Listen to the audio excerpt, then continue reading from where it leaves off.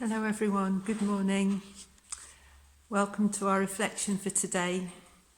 And I'd like to reflect a little bit today on themes based on our prayer area in church again this week. We've chosen the themes of hope and new life. And it's partly because of the new life that's emerging in our churchyard at the moment. The snowdrops are coming through and just looking lovely and giving us just a little taste, a little promise of new life. I do hope that you'll be able to come and visit, walk through our churchyard, even come into church and have a look at this prayer area, or bring your pictures or poems about snowdrops, place them on the board just next to this area. Recently I was able to attend a retreat day online, so I didn't leave my house, but it was a lovely shortish day, an opportunity to just sit still, breathe, reflect. And one of the things that we did on that lovely day was to have an opportunity to write our own personal story of 2020. I can really recommend that as an exercise, actually, to give yourself time to sit and draw, paint, write a poem, create something, a picture, which expresses something of your experiences of last year. I found it very helpful, and I actually wrote a poem in about 40 minutes. It's amazing, really. And I'd just like to share a little bit of it. I'm not including all of it, it's quite personal, some of it, but I'd be very happy to share all of it with anyone who was interested to ask. But here's some of it. Deep breath. What to share? So many ways in which to care. Video editing, Zoom, and more when we can't go through each other's door. No more hugs or even touch when it matters or means so much. Some respite when we could meet again and recognise each other's pain. But what about me and how I feel? Isolation and feeling invisible, more real.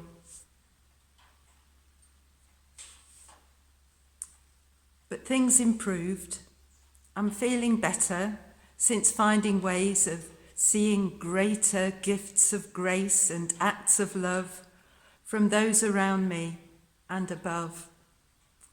Thank you, Lord, for lessons learned, gifts received and healings found, for keeping friends and family safe, for hope and light along the way.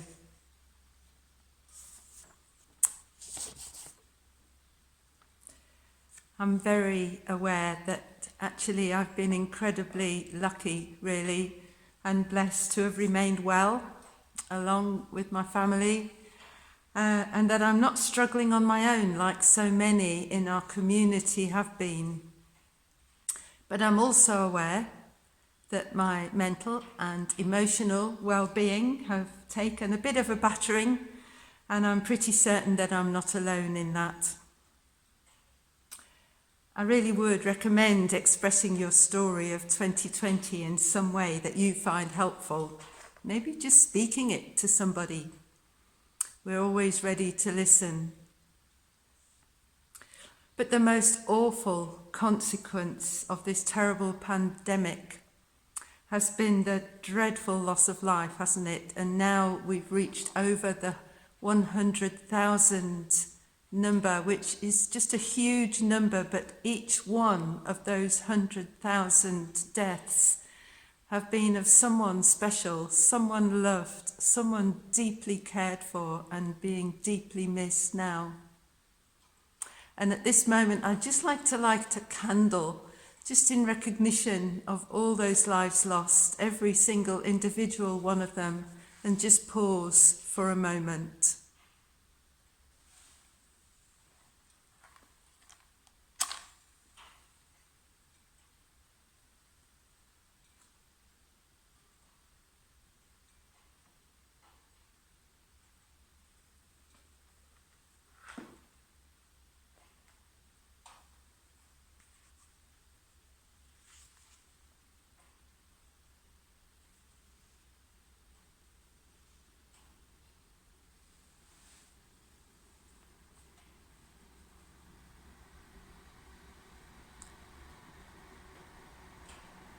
So where does hope and new life come into this whole story? I've hinted at it a little bit in my poem, and Steve has spoken so well on the subject of hope over recent weeks, hasn't he? And without hope, we can only know despair and desolation. With hope, though, with that promise that God himself knows and cares deeply for each one of us, that hope means everything, means all the difference, doesn't it? And we can face present pain and future uncertainties with the hope, the promise, the covenant of God in our lives. And new life, the snowdrops remind us that there is always a promise of new life. It's just beautiful to see those little white flowers, although small and fragile and delicate, emerging from the dark soil and the wintry weather to just give us a lovely display of new life. And they come up year after year, faithfully, don't they? Bringing joy and a smile to everyone who sees them. The blessing promised to us by God comes through Jesus, who himself came into this dark, wintry world to bring us the hope of new life, a new life that can experience shalom, wholeness, healing, peace. One of my favourite words, as many of you know, shalom. Peace, wholeness, healing for now, but also long term into the future, where Jesus has gone before to prepare a place for us, to prepare that welcome for us forever.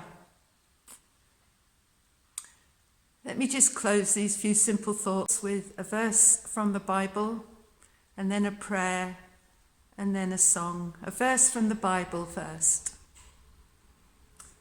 Everyone who belongs to Christ will be given a new life. And a prayer. In the midst of sorrow, may you find comfort. In the midst of darkness, may you see light. In the midst of despair, may you know hope. And in the midst of death, may you find life. In the midst of questions, may you be held in the embrace of the answer. And now a song which I've only just discovered myself in this last week, a song that we've downloaded and paid for so we can share with our community and our church family. It's a beautiful song, and I hope it brings you some joy, some healing, some comfort. God bless.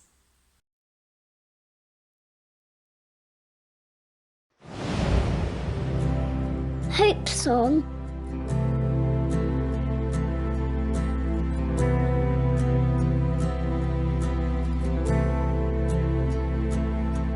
You see into this fragile heart, all the struggle and the pain.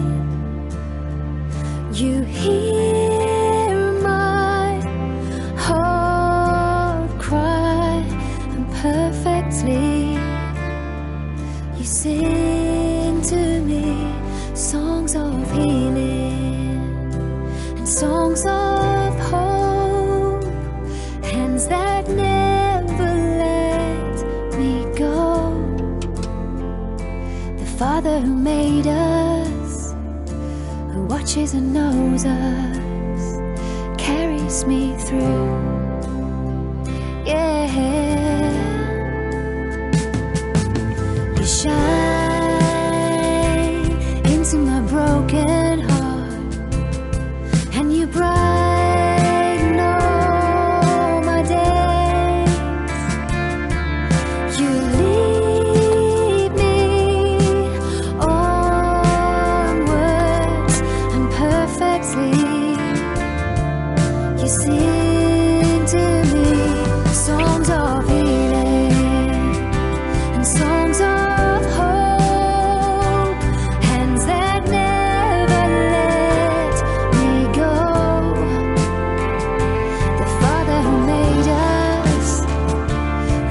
watches and knows us, carries me through.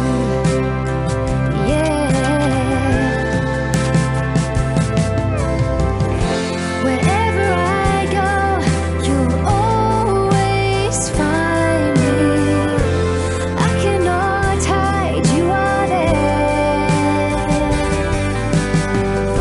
And when I am lost, your hand will guide me.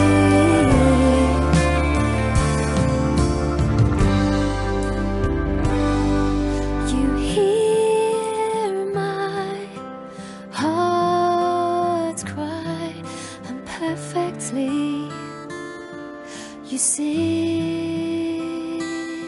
to me songs of healing. You sing to me songs of hope.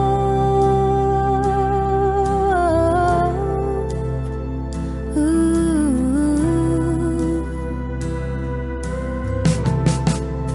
You watch me and you know me, and you never